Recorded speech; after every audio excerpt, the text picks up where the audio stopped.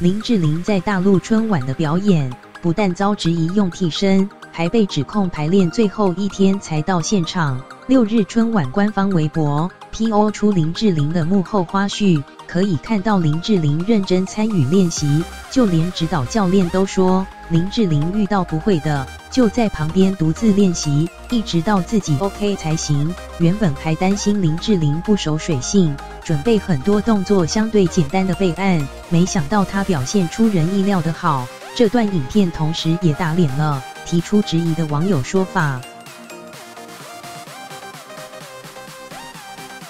艺人林志玲这一次的主题是绽放，在这个剧里我担任的角色是花蕊，穿着表演服，用心学习每个桥段。林志玲春晚的水上芭蕾秀幕后花絮曝光。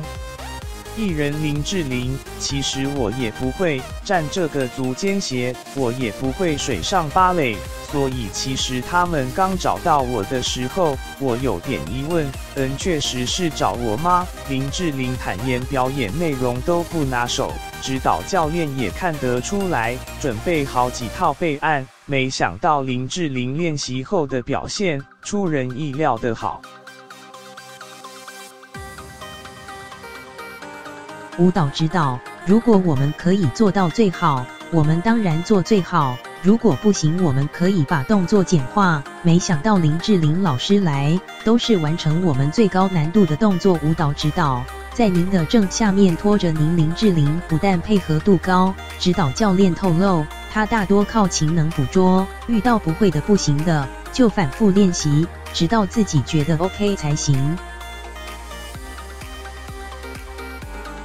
彩排工作人员看着我的机器转头向上，看到上面的一束阳光。这段幕后画面是春晚官方微博6日上午 PO 出来，还强调林志玲克服困难力求完美，等于打脸网友质疑林志玲排练最后一天才到场的说法。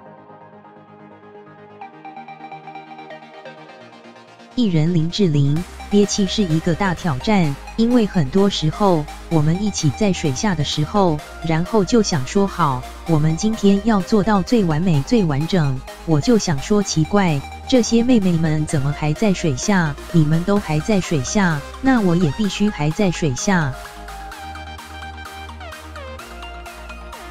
不止台前演出令人惊艳，幕后苦练也让外界看到林志玲成功背后不服输的一面。